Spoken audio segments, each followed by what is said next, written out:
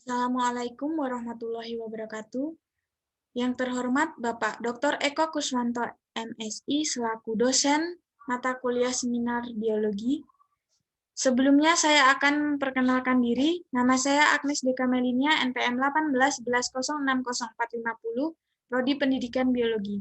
Di sini saya akan mempresentasikan proposal skripsi saya yang berjudul Pengaruh Model Talking Stick dalam Pembelajaran Biologi Materi Sistem Pencernaan pada Manusia terhadap hasil belajar kognitif dan afektif peserta didik kelas 8 SMP Negeri 5 Sungai Utara.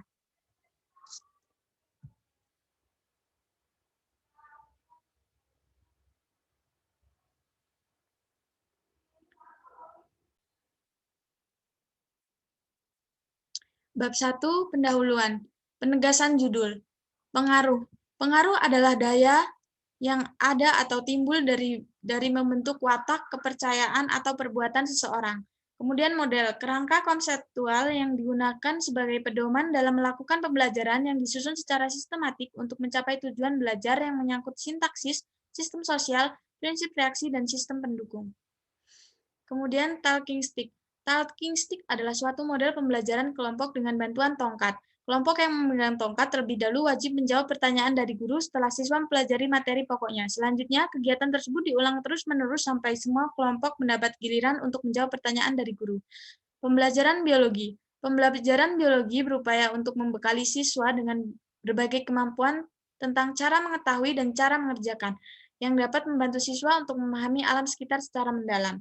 Kemudian hasil belajar. Hasil belajar adalah sebagai terjadinya perubahan tingkah laku pada diri seseorang yang dapat diamati dan diukur dalam bentuk pengetahuan, sikap, dan keterampilan. Kemudian kognitif. Kognitif adalah suatu proses berpikir, yaitu kemampuan individu untuk menghubungkan, menilai, dan mempertimbangkan suatu kejadian atau peristiwa.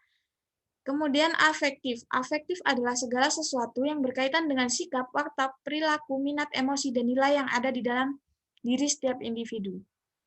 Latar belakang. Melihat kurangnya pencapaian peserta didik untuk memecah masalah, dapat kita ketahui bahwa proses pembelajaran belum memberikan perlakuan-perlakuan serta penekanan terhadap hasil belajar peserta didik.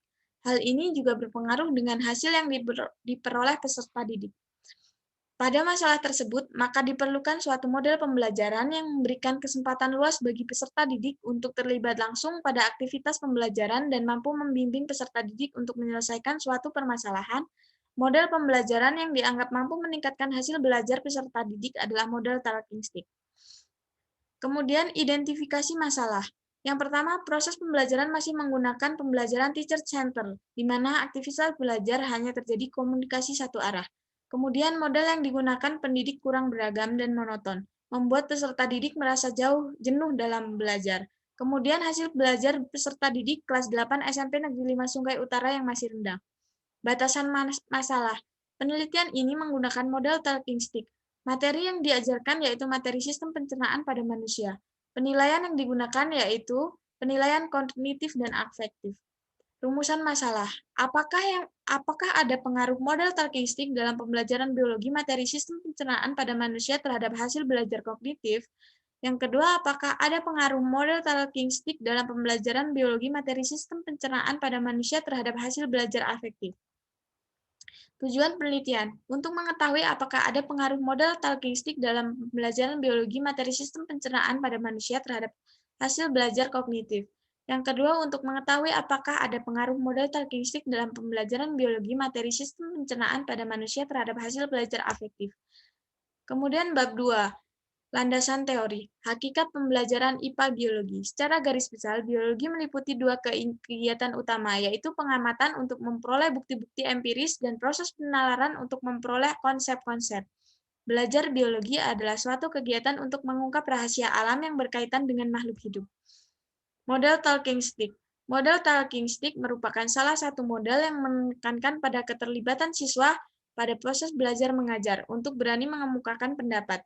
Metode ini dapat memberikan motivasi kepada siswa supaya belajar aktif dalam memahami dan menemukan konsep, sehingga siswa mampu menghubungkan soal dengan teori yang ada.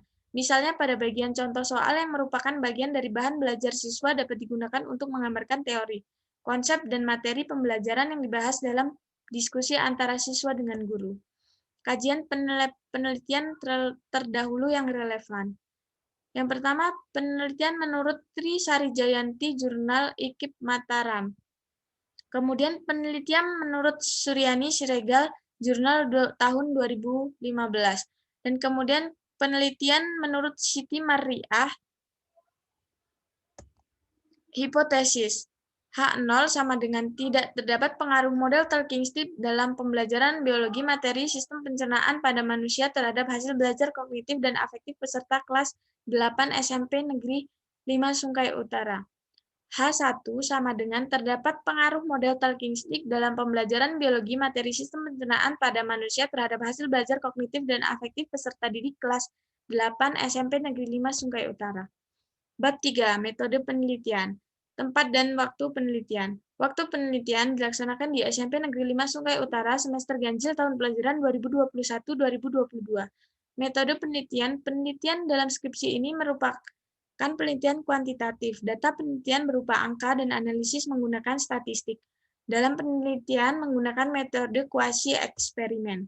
Desain penelitian. Desain penelitian yaitu proses pretest dan posttest. Desain ini melibatkan dua kelas, yaitu kelas eksperimen yang memperoleh perlakuan pemberian model Talking-Stick dan kelas kontrol, yang memperoleh pembelajaran biologi dengan menggunakan pembelajaran konvensional.